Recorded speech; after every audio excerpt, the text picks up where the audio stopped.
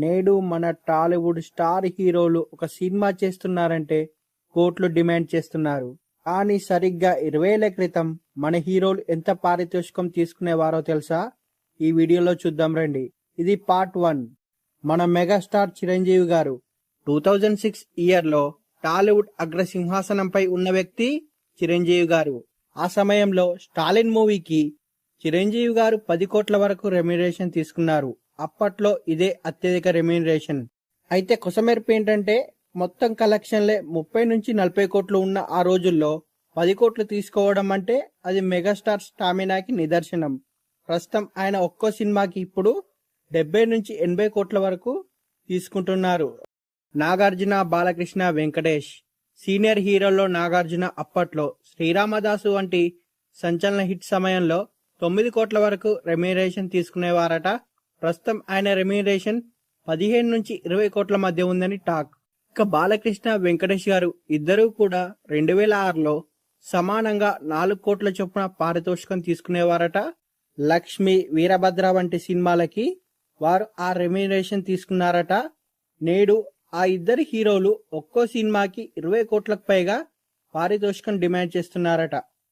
2006లో పోకిరితో industry రికార్డులను తిరగరాసిన మహేష్ బాబు గారు అప్పట్లో ఆ మూవీకి 5 కోట్లు తీసుకున్నారట. అయితే ఇప్పుడు మాత్రం రాజమౌళి గారితో సినిమా చేయడం వల్ల ఆ మూవీకి 100 కోట్లకు పైగానే రెమ్యునరేషన్ తీసుకుంటున్నారట. అయితే పవన్ కళ్యాణ్ గారు బంగారం, అన్నవరం మూవీస్ కి 3.5 crores తీసుకున్నారట రెమ్యునరేషన్.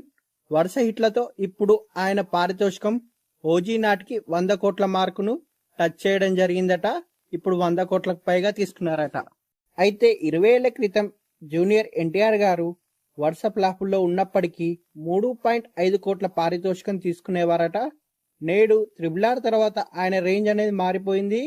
ఇప్పుడు 80 నుంచి 100 కోట్లకు పైగా పారితోషికం తీసుకుంటున్నారు. ఇక మరో హీరో అయిన పాన్ ఇండియా స్టార్ మన ప్రభాస్ గారు పౌర్ణమి మూవీ సమయంలో 2.5 కోట్ల పారితోషికం తీసుకున్నారట. కానీ బాహుబలి తర్వాత ఆయన రేంజ్ అనేది ప్రపంచవ్యాప్తం కావడంతో ఇప్పుడు ఏకంగా 150 నుంచి 180 కోట్ల వరకు పారితోషికం తీసుకుంటున్నారట. మాస్ మహారాజా రవితేజ గారు విక్రమార్కుడు మూవీకి 3.5 కోట్ల రెమ్యునరేషన్ తీసుకున్నారట. కానీ ఇప్పుడు మాత్రం రవితేజ గారు ఒక్కో సినిమాకి 20 కోట్లకు పైగా పారితోషికం తీసుకుంటున్నారట. గోపిచంద్ గారు మాత్రం అప్పట్లో 1.5 కోట్లు తీసుకుంటే ఇప్పుడు మాత్రం 5 కోట్ల వరకు పారితోషికం తీసుకుంటున్నారట. అయితే అందరిలోకి షాకింగ్ మార్పు ఏంటంటే ఐకాన్ స్టార్ అల్లు అర్జున్ గారి విషయంలోనే కనిపిస్తుంది. హ్యాపీ మూవీ సమయంలో కేవలం ఆయన ఆ మూవీకి 1.5 కోట్ల రెమ్యునరేషన్ మాత్రమే తీసుకున్నారట.